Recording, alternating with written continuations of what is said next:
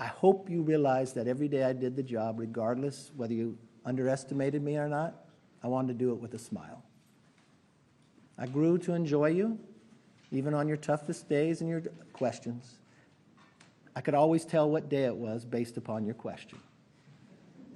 Monday, you would ask if I could pass the bill. Tuesday was whether the rule would pass.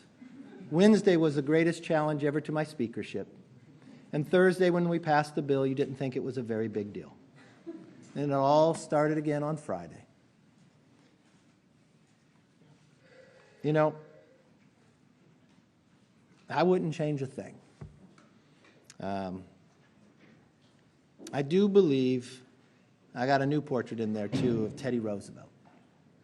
You all know the man in the arena, one of my favorite parts of it, who errs, who comes up short again and again, but there is no effort without error and shortcoming. Who spends himself in a worthy cause, who knows the triumph of high achievement, and if he fails, at least he fails while daring greatly. I always like to take a risk. Saturday, I took a risk for the American public. Regardless what anybody says, no one knew whether that would pass. The Democrats didn't want that bill. Yes, they pull a fire alarm. Yes, they do their conga line. Yes, they wanted to delay. But it was all for the American people. I could not look the troops in the eye and say I would not pay them. For those who spoke on the floor, I thank them for their positive talks. I don't know what those who voted against and said there was some deal, they were never a part of any deal. For those who said about what we accomplished, I'm proud of what we accomplished. From the Parents' Bill of Rights to our energy bill. But if they want to hold me liable because the Senate didn't take it up or the President didn't take it up, that's politics for what I know. But the one thing I do know, this country is too great for small visions of those 8. To any child that are listening and who are coming to visit the Capitol, this is a place I want you to visit. I liked opening the Capitol back up again. I liked taking away the metal detectors. I liked committees being able to work. I liked people being able to visit. I hope you liked being able to be back in. I think it was important that members actually show up to work as well. You know, to paraphrase Lou Gehrig, he said, I might have been given a bad break, but I truly still consider myself to be the luckiest man on the face of the earth. There's no other country that you could rise to be the 55th Speaker, not get an internship, and be able to fight for the American public. So it was my greatest honor to be able to do it. I love my conference well. I love to be able to I've been a part of the leadership team for quite some time. We won 2 majorities. As leader, I'm proud of the fact we only gained races, only gained seats. I'm proud of the fact as a Republican leader, we elected more women. We elected more minorities. We expanded the base. I'm proud of the fact that for the 5 years I was leader, 2 election cycles, we gained 5 more seats in California, 5 more in New York. We won in places no one thought we could win. The same thing, you would underestimate me. You always said we'd lose each time around. We kept gaining. I intend to make sure that we gain and keep the majority in the next cycle as well. With that, I look forward to your positive questions. Yes. Oh, I'll look at that. You still obviously command a lot of loyalty within the conference. We've heard you say approximately 10,000 times that you never give up. So I'm wondering, why not? Why did you make the decision not to put your name forward again and try to grind it out like you did when you won the job in the first place? You know, you need 218 for the rule, 218 to move forward. And I'll never give up on the American people. That doesn't mean I have to be Speaker to do what I have to do for the American people. There's a lot of things I could do for the American people. But you know what's interesting? Everybody's sitting there. In today's world, if you're sitting in Congress and you took a gamble to make sure government was still open, and 8 people can throw you out as Speaker, and the Democrats who said they wanted to keep government open, I think you've got a real divide. I think you've got a real institutional problem. Interesting, it was in this room, after we had won the majority, I had become speaker list, and Nancy Pelosi came to me. She was speaker at the time on the way out. And I told her I was having issues with getting enough votes. And she said, what's the problem? I said, they want this one person can rule you out. She was the only speaker to have changed that rule. I had the power to call the vote on her, but I never would. I lost some votes because of it. And she said, just give it to him. I'll always back you up. I made the same offer to Boehner and same thing to Paul, because I believe in the institution. I think today was a political decision by the Democrats. And I think the things they have done in the past hurt the institution. When they just started removing people from committee. And they just started doing the other things. And my fear is the institution fell today. Because you can't do the job if 8 people, you have 94% or 96% of your entire conference, but 8 people can partner with the whole other side. How do you govern? And for them to make a motion on me because I made a decision for the country that they agreed with, but they choose to do the other, that becomes a problem. Yes, sir. So, one, are you planning on endorsing a successor to you? And then I might. Huh? I might. You might. Yeah. Who would that be? I don't know who's running yet. Okay. I'll talk to people. And when you look back, is there anything you could have done differently to with those 8 members? Yeah, a lot of them I helped get elected, so I probably should have picked somebody else. What about Democrats? What if the 200 don't give up on you? I see Jim Gaetz here. There's others that really, really support you. You know, we Nominated again.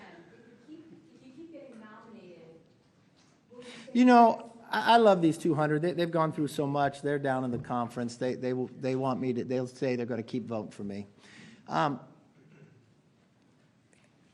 I think you should put the country first. You know, this job was never about me. I hope you felt that I always felt, what can we do best to move forward? I mean, I treated Hakeem the way I wanted to be treated. I'd tell him things we were doing throughout, so he never was questioned. I wanted to bring the body back differently. We created a select committee on China. I changed the Intel committee. They just came back from MIT where they all had bipartisan briefing on AI and quantum. Started doing briefings with AI the whole conference of Republicans and Democrats alike. We're far from solving that problem, but I'm proud of what we were able to do there. So we'll continue. Yes, sir. When did you make this decision? Did you know the motion eventually succeeded that you would not run again, or was this right afterwards? You know, not all those 8, but these are the same people that never voted for me. They thought it was big. They went to present after we went through 15 rounds. Why do I do something for myself that can hurt the country? Why create? I'm not quite sure those individuals are looking to be productive. It concerns me as a Republican based upon watching what they do. I want to be a Republican and a conservative that governs. And we're going to have to find our way to do that. The challenge is we had so many opportunities. These are the same people that sat on the floor and criticized me that we didn't get all 12 spending bills done, but we first had to do a debt ceiling that they didn't support. They held up every appropriation bill in the summer because they wouldn't let it come through. After the debt ceiling, they stopped us from doing anything on the floor. When we had a continuing resolution that would do something on the border, I listened to one talk about how it made him think about the border and when he voted against it. And then they wanted to challenge me because I worked with the other side so America could go forward and government could stay open. You know, if you have to lose for something, I will always lose for the country. It is a much better battle to have. Mr. McCarthy? Yes, sir. Mr. McCarthy? Doing this job, what advice do you have for the next speaker? What would you like to see the next speaker? Change the rules. Do you regret allowing that rule to be in place? Do you think I let it? I mean, for the whole point, I mean, if you talk about like a Gaetz, Gaetz came to the whole conference and said, we will never use this. We'll never use this, you know. mean, this is a man that sat there on the 14th vote and said, okay, I'm going to vote for you next time, and falls back and not. So, I mean, it's just the trustworthiness of a lot of individuals. It makes it difficult. But I do not think, regardless of who the speaker is, that you should have that rule. You know, everybody had it but Pelosi, but it was never used until it started getting used against Boehner. And if the entire other, if you can always count on the other party to vote in a block against it, then you're allowing 4 to 5 people to control whatever. So it doesn't matter even if you have 96%. So that is not a government that works. That is chaotic. Last question. Yeah. Mr. McCarthy, Yeah. is the Republican Party on Okay, wait, go right ahead. I hear you talking about the challenge of governing, the challenge to Republicans. I wonder what you think this means, what this says about the Republican Party. I don't think it says about the Republican Party. I think it says something about some people who are not a conservative. I mean, if you were a conservative and you only had one entity making the battle and you vote against securing the border, you vote against cutting this wasteful spending, and then you partner with all the Democrats. Now, you'll phrase it all the other different ways. That's not a conservative. Look, you all know Matt Gaetz. You know it was personal. It had nothing to do about spending. It had nothing to do about everything he accused somebody of he was doing. It all was about getting attention from you. I mean, we're getting email fundraisers from him as he's doing it. Join in quickly. That's not governing. That's not becoming of a member of Congress. And regardless of what you think, I've seen the text. It was all about his ethics. But that's all right. Mr. McCarthy, can I just clarify really quickly from the first question? Are you considering resigning?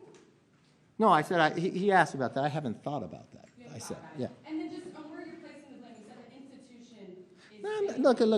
No. I'm not going to blame anybody. There's not blame anywhere.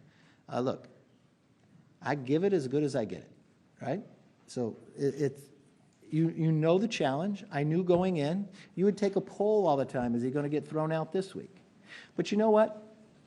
If I lose my job over doing what I truly believe what's right, I'm very at peace with it. You asked earlier, like, when did I decide? I knew they would make the motion on me. It didn't make one bit of difference. I felt very comfortable in that decision. And I think the American public believed that decision was right. Do you think Matt Gaetz should be expelled from the Republican conference? That's the conference's decision. Mr. Carney, now, you mentioned that you're looking to maybe help still in another way, but would you consider having another position somewhere in the conference, whether it's leadership or the chairmanship? Can you talk about that? No. There's a lot of great people in conference. There's always other people to do jobs. It is amazing the talent that we had. And the one thing I've always hoped as speaker, that we lifted more of that talent up. I look at people doing a lot of different jobs and the different opportunities we did, and they're doing an exceptional job. We have so much talent. It is remarkable. Yes. Was this kind of in your mind a little bit preordained from the beginning? Obviously, it was a much more narrow majority than what you anticipated, what Republicans considered. 15 rounds, the longest speaker's race since 1859. And then I made history, didn't I? It was that, well, we did do that, yeah. But was that kind of always thought that it was inevitably going to go this because of the narrow majority and because the writing might have been on the wall because of that? Well, would any of you think, if it took that long and you had one person, you knew it was always a possibility, so that was fine. Didn't bother me, didn't change any of my decision I made. But it was interesting. I read a tweet the other day of Matt Rosendale. He goes to Mass every day. But you know what he said his prayer was all last year? That Republicans didn't have a big victory, that they had a narrow victory. When you have members like that are part of your team, you got a tough team. You know, look, when I was in business, I got to hire and fire who worked with me. Somebody else hires them, somebody else fires them. My job was to inspire them. I think we did some good work, and I think we'll continue to do great work. Yes, sir. Can you reflect back on 2010 when you guys were the young guns, right? You, Paul Ryan. Eric Cantor, yeah. Now, all three of you guys have been essentially Well, we're not that young anymore. Well, but all three of you have been pushed out by so-called more conservative members. How do you No, let's be fair, and it's wrong that you ever say. They are not conservatives. They voted against, one, the greatest cut in history that Congress has ever voted for, $2 trillion. They voted against work requirements. They voted against NEPA reform. They voted against border security. They voted against... They don't get to say they're conservative because they're angry and they're chaotic. That's not the party I belong to. The party of Reagan was if you believed in your principles that you could govern in a conservative way. They are not conservatives, and they do not have the right to have the title. Yes. Are you worried that Donald Trump will turn your party in this direction that makes it difficult to govern, and makes it difficult to get conservative wins? Why do you say that? Because your question doesn't hold true to history. When Donald Trump was president, we did tax reform. You can look at all of our different successes. So, I mean, you may dislike the policy, but we've been very successful. You watched the Abraham Accords. I mean, you can go victory after victory. The price of gas, we were energy independent at the time. We had more businesses growing at the time. We didn't have to evacuate our embassies. You know, it's easy on its merit to see the difference of what Biden has destroyed America to what the policies we were able to create. Yes, sir. Can I ask you, what about your conversation with King Jeffries? What did he ask from you? What were you asking from him? No, we didn't ask for anything. You didn't ask for anything at all? You didn't ask any impeachment inquiry or anything like that? No. And, you know, I have a lot of respect for Hakeem. He wants to win the majority. I heard what they said in conference, you know. Why would they vote for me if I've won every time as leader? I raised 70% of all the money. It's an opportunity for them. The real question to the 8, why would you enable and allow the Democrats to do it? That's the question, yes. Do you regret making concessions to those holdouts? What concessions did I make? You could have leaned towards Democrats to give them possibly To what? one to secure your speakership in the first. Look, I'm not going to, no. I'm a Republican. I win by Republicans and I lose by Republicans. It's not that way. And so, did I work with, I believe you should work across the aisle. I worked across the aisle at times. Do I want to make the bill the most conservative possible? Yes, that's the goal. It's difficult when you can't get 218 for the conservative bill. And then they want to challenge you when you went and solved and kept the government open. Yes, sir. For the last few months, you've been a firewall against the debt ceiling crisis, government shutting down. We did pretty well, didn't we? How big of a risk do you think a shutdown is in November without you as speaker? Oh, other people can do the job. You know, it's interesting. I've never received so many texts from so many senators about how big a play we just did the other day, or how many congratulations about the debt ceiling and the other. I mean, if I would go back to the days before the debt ceiling, none of you even thought I'd get a meeting with the president. All of you'd ask me, is it going to fall off the cliff? End of the day, we worked an agreement out. Some of those people got mad about it, but 2/3, the highest number of Republicans ever voted for a debt ceiling when you had it. And you only negotiated based upon the deal we went. That was the moment they wanted to go after, and that's what they continued to follow through. You mentioned that Yeah. you don't mind negotiating, you think that's part of the job. So You should. Look, government's designed that you have to have compromise. No, you can't get everything that you want. You know, you got a House, you got a Senate, but you had more to the question. Well, my point was, my question was just going to be that some of the criticism leveled at you today by both Democrats and by Republicans is that perhaps you've been too transactional. In which way? Part about keeping your word. In which word did I not keep?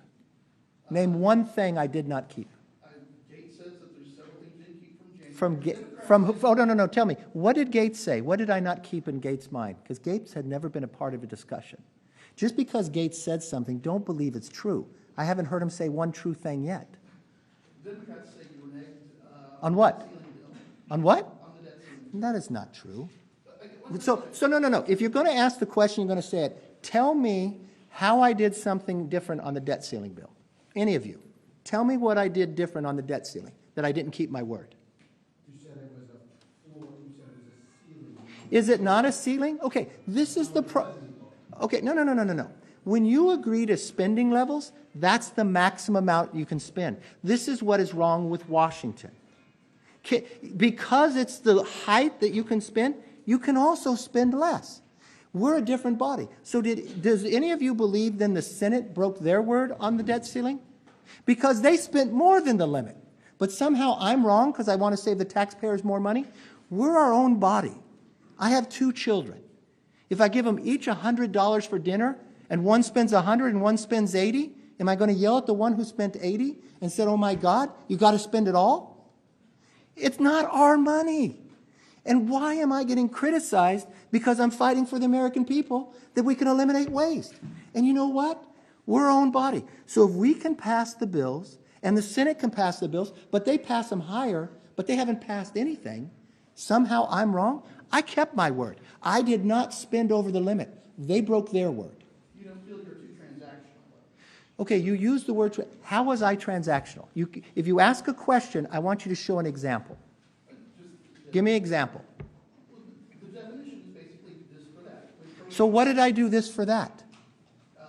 Well, on the Ukraine, on the CR, you've been talking about leaving in, leaving it out, and then finally put it out. No, you're making no sense. What transactional did it? No, I did no transactional. I tried to pass a conservative stopgap measure that secured the border and actually cut spending. When that didn't go, the only bill that was going was sitting over in the Senate that had a stopgap measure, disaster, and Ukraine. I made a decision as Speaker to keep the government open, and I put something on the floor, and let me get this straight to all of you. Because someone said I did wrong. 72-hour rule, I'm the only one who's lived by it. We're the ones who created it. We never broke the 72-hour rule. The bill I put on the floor was a suspension, which takes a 2/3 vote. And you know what? You can put a suspension on a rule, and you can waive it based upon the leadership. That's exactly what I followed. So my question to you is, when somebody says something, don't take it that it's gospel. Why don't you ask them to point? When Gaetz said I didn't follow, said, show me one place. You saw Massey. Thomas Massey, who is the hardest line person, say we followed all the rules all the time. That he was in the room when the agreement was made, and then we surpassed what we said we would do. So if you ask me a question, I'm going to answer back, because when it's not true, it's not fair. How important is it that the Speaker of the House be a member of the institution? Some members are floating former President Trump. They always float some other name. Yes, you had. Okay. First of all, you got to be in the institution to understand how it works. And look, it's legal to have somebody else. I just do not think that would ever be good.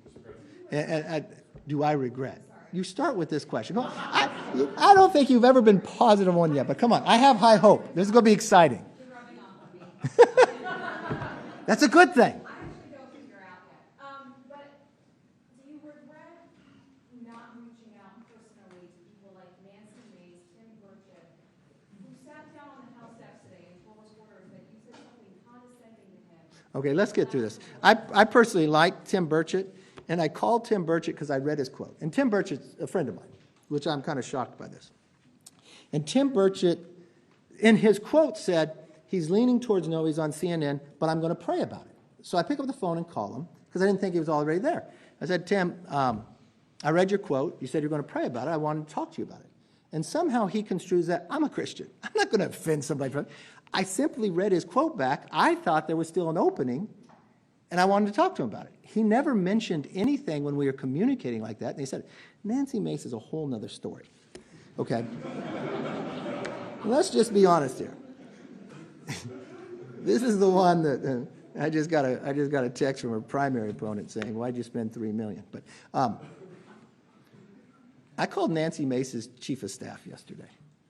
And because I called the chief of staff? Well, she was on The View saying I didn't keep my word, so I didn't know what to... Listen,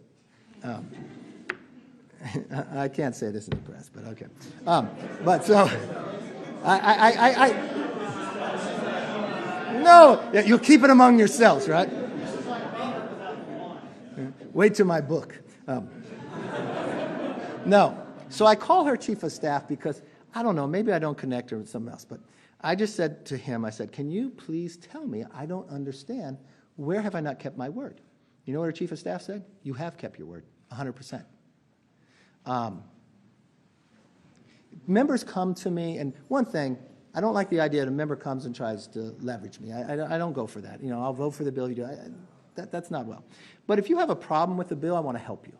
But I can't sit there and write your entire bill and work it all the way through committee. We just got our one bill out. And it came back, the other bill doing on guns, it just wasn't working. Do you want to do something else? We did something else. I just don't appreciate, look, I bite my lip. I let people say things that are not true, but it's not right. It is not right. Her chief of staff told all of us we have kept every single one of our words. And he said he's told her that too. Now, if somehow he gets fired, I'll still get him a job. Last question. Yeah. Well, I'm being too honest now? Your argument about the health of the institution might have resonated with more Democrats, if not for your response to January 6th. Do you regret it? Oh, my God. No, but do I regret the Democrats playing games with January 6th? Yes. They played so many politics. What they did to this institution and what they did to this building was so wrong. The idea that they put magnetometers there, the idea that they would go to any Republican member that they had been co-sponsors of bills and they no longer could be a co-sponsor, that they would fine members $5,000 if the magnetometers went on, but when Nancy went around it or Clyburn was supposed to get a fine, it all got waived. The idea that bills didn't have to go through committee, the idea is they created a select committee on January 6th and they wouldn't let the minority appoint who to do it. Look, I'm trying to change all that and bring the body back to they can work together. But I think they did a lot of damage to us. Yes, sir. The House is trying to pass the appropriations bills one by one.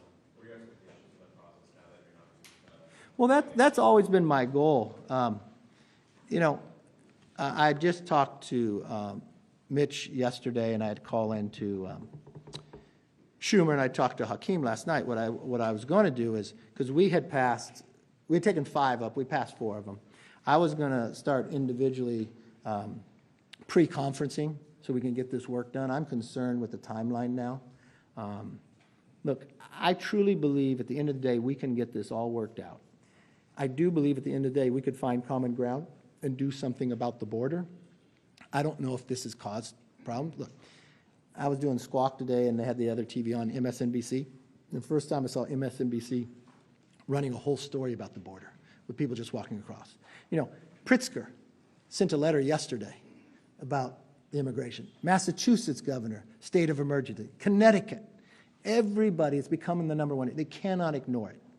And I had told my members all before, I heard Gaetz say something on the floor that, oh my God, Kevin asked for a stopgap measure when we came back. The whole plan was because those 8 and a few more had held up passing any of these approach bills all summer, I was going to do just what we did Saturday, a stopgap measure with disaster. I'd gone out to Hawaii. We looked what happened in Florida. Those people shouldn't be held back. And we could finish doing it all individually, but somehow they think that's a dirty word. Yes. Have you spoken with your family since this all went down this afternoon? Oh, yeah, we checked some color. Oh, you know, my poor mom. Have you guys met my mom yet? My mom's fabulous. My mom's this Italian lady. And she calls me the other day. She said, oh, she gets worried. She reads what you guys write. And she says, I'm so nervous. I said, why, Mom? It's all right. She said, last night, she went in the house and she left her car running in the garage all night long, right? And my mom only fills her car up once a week at Costco on Wednesdays, then calls me because the price, she still lives in California, the price of gas is so high. She asked me what I'm going to do about it. But look, I think this job is always harder on your loved ones than you yourself. So they'll be okay. Did you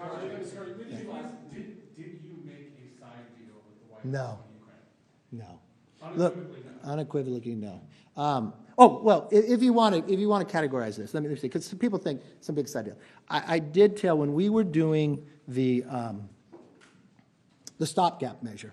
There was a concern in there, does it have transferability on money? I believed and my staff believed it did, but what I did say to the White House, if it does not, if you think some way it doesn't do it the way you would, I will fix that. I did say that, and I did say I do it. Look, I support arming Ukraine. That doesn't mean sending them cash, but arming Ukraine. But I have been on the White House even before they sent this supplemental. I said, you guys are doing it all wrong by just sending us a supplemental. And I think the president is failing here because he's not telling the American public what is the mission. Now, we have a lot of members who are Navy SEALs who've been in theater and F-18 pilots, and they're frustrated. They want to support, but they don't want to support an ever-ending war. They want to see what's going on here. And I've really been on the White House. You've got to come down and talk to them about it, but you should listen to them and the prospects. I'm really concerned, though, long-term. What's happening around looks a lot like the 1930s. A lot of actions that Putin takes is very similar to Hitler. If you are history buffs, you'll know Hitler served in the World War I army, right? He hated that his country collapsed, and they signed the Treaty of Versailles. And what did he do? He ran and created a new party and ran in democracy again and again and again until he won. And when he won, what did he do? He took the freedoms away. And then he rebuilt his military, and even though it went against the Treaty of Versailles, the world powers said nothing. And then what did he do? He took part of Czechoslovakia. He took Austria. And then he told the entire world he was going to take the rest of it on a given day. So now the world power could not sit back, so in come Neville Chamberlain. But what had happened? Well, Hitler loved it because he was equal now to the world power, but he saw weakness. Neville Chamberlain made him sign a piece of paper and told us peace for our time. And then he invaded Poland the next year, and World War II began. If you study Putin, Putin didn't serve in the Soviet Union army, but he served in the KGB. He hated that his country collapsed to the West. He hated it so much, when Gorbachev died, he still didn't attend the funeral. What did he do? He rebuilt his military. But he learned something. A military makes you strong, but dependency makes you weak. He rebuilt it by selling his natural gas to Europe. But when his pipeline that went through Ukraine, when they changed power, he didn't want to pay. So he proposed a new pipeline, Nord Stream 2. Everybody loved it. America at least sanctioned it. Merkel said, great. But what did he do when he rebuilt his military? Invaded Georgia, took part of the Donbass, took Crimea. And the world powers really didn't say much. But then when he parked 100,000 troops on the border of Ukraine, and after he watched Afghanistan collapse, that's going to give us challenges for the next 2 decades. He got his meeting with the world power. So in comes Biden. And what does Biden do? He lifts the sanctions off Nord Stream 2, but asks nothing for it. Putin misreads that and invades Ukraine, thinking it would collapse in 2 weeks based upon Afghanistan. But now we have something even worse that's happened in the 1930s. Before Hitler moved, he created an axis of power, right? With Italy and Japan, all countries who wanted to expand their sphere of influence. Before Putin invaded Afghanistan, what did he do? Create an axis of power with China, North Korea, and Iran, all countries who want to expand their sphere of influence. So what we do here is very important. We can't sit there and just collapse it, because it'll look from Afghanistan. We can't just throw money at it. If we provide the weapons to be successful, but why it's so much personal to me, in 2014 or 2015, when Putin invaded the first time, I went to Ukraine. And then I came back. And I took a bipartisan group, and we went to the White House. And we sat in the Situation Room with then the vice president who was in charge of Ukraine, Joe Biden. And we advocated, let's sell them javelins so they can stop tanks. So they wouldn't invade. He said no. And he said, Europeans wouldn't want it. I said, well, why don't we sell them to them now and keep them in Poland then. Didn't think that was right. And I fear of making the same mistake twice and sending the wrong messages. But the thing I would tell everybody is more Americans are dying on the southern border than are dying in Ukraine. Each and every day, a plane of Americans crash from fentanyl. And I don't understand how the White House continues to ignore it. My whole plan, and I've been up front from the very beginning, what I would say, if you want anything on Ukraine, we got to do something with the border. Mr. President, you mentioned earlier you regret helping get some of these. I was joking. They're all right. Considering supporting primary challenges to any of these 8 Republicans? Well, you know, one of the things when I was running for Speaker, that said I couldn't get involved in primaries. But I told the conference I'm a free agent now, aren't I? I think I'm pretty good at electing people. Mr. Crowley, when was the last time you spoke to President Biden, and do you expect to now? You know, I was thinking about that. It's been a long, long time. I couldn't remember when I spoke to him last. You know, I've worked with a couple different presidents. I would have thought, we had built some respect for one another going through the debt ceiling. I know he got frustrated with me, but, and I have a great deal of respect for the people in his office I worked for. Ricchetti and all them, I think they're, look, we have different philosophies, Schwanza and the others. They're smart, I respect them, they were honest, and I thought we made a good agreement. As a president, I would engage more. I think being hands-on, look, you're the leader of the free world. All the other presidents, I think bringing people together is a better way, talking through stuff. When you're in those rooms, you can talk about all sorts of things. Do you think opening an impeachment inquiry into him and the behavior of his son might have contributed to that? To what part? The part about you guys not communicating very much? No, let's talk about that. You guys play, and remember what impeachment inquiry is. It is simply the ability to give the House, Republicans and Democrats, the power when you request for information. So if you were lawmakers, and I hold you in high esteem because you are investigative reporters in America, you're supposed to cover this stuff. When I came into power, I didn't know any of this. I did not know when he was vice president that his family created 20 shell companies. I had no idea about that. Not saying that's wrong. I did not know they got 16 of the 17 payments from Romania while he was vice president, and he was supposed to be in charge of Romania. I didn't know that. I had no idea when a whistleblower came to us and said that the FBI has an informant they still pay who claims that the president was bribed by $5 million. And what's interesting, we had to fight to get that document. And when we got that document, it said it would be hard to find because he has a lot of shell companies. Then I had no idea that IRS agents would come to us. How would I know? They'd come to us and say, look, we've worked for 16 years. We don't have any political basis on the other side, but we're concerned with what's happened here.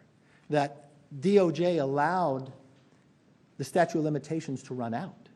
That they weren't allowed to interview Hunter because when they went and told the FBI, they told them. And then they even told the inaugural committee, I didn't know how that play in, that the DOJ would call Hunter Biden's attorneys and tell them that they didn't even know about a storage unit with all the papers before they could go there. The president told us he never had a meeting. He never talked to his son.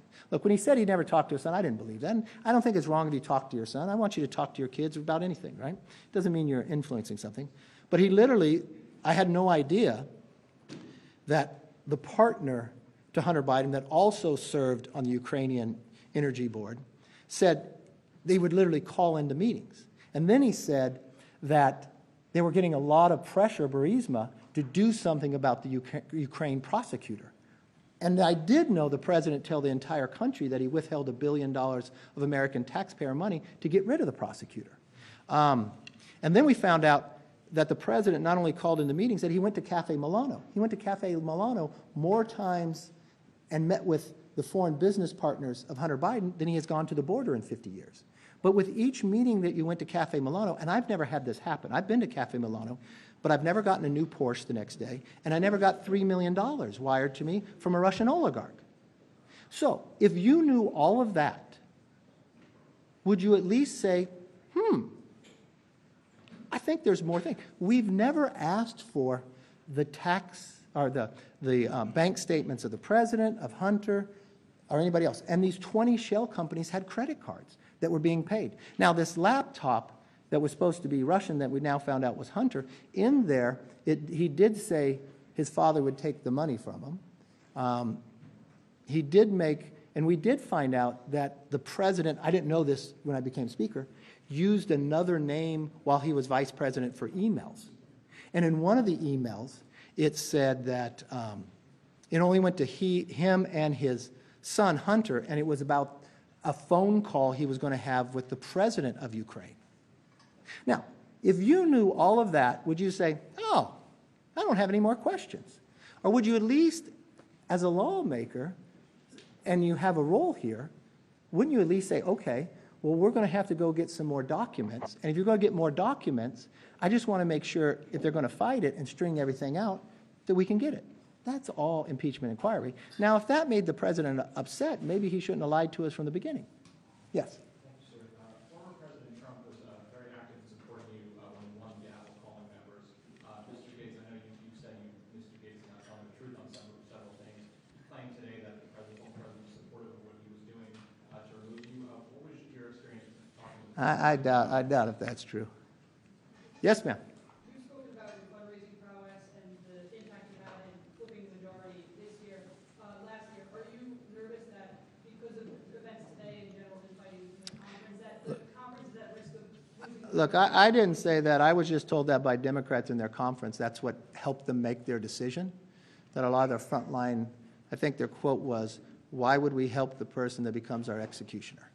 So, I mean, Do you think that today's events will hurt the conference's chances of expanding the majority in 2024? no, I'm sure Matt Gaetz will give the NRCSC a lot of money.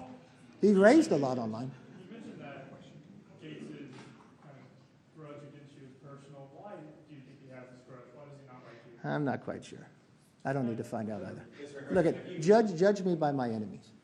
Have you spoken to the former president at any point today? No. So much of the area of strategy for what was going to pass bills this year has been find consensus on the most conservative option, try and pass that, and then see if you can negotiate. Do you think that was the right tactic? Should Congress do that going forward, or would it be Well, let me ask you this. negotiate with Democrats earlier?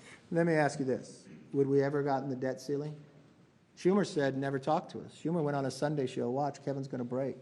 The president said he would never talk to me, that we just had to raise it. Had we not passed the bill, we never got it. So yes, I think it worked well. All right, yes.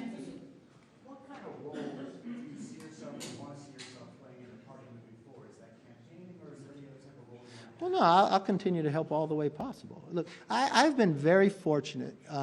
When I came to Congress in my second term, I got to be Chief Deputy Whip. I got to be Majority Whip, I got to be Majority Leader, I've been Minority Leader, and I've been Speaker. I've been blessed, and there's something about 10,000 hours, I believe in it, a lot of different experience, and I believe in bringing new blood up and helping them, and I want to help them all the way. Look, I enjoy you. I don't know if you'll cover me as much, but I'm sure I won't miss you, but see you soon.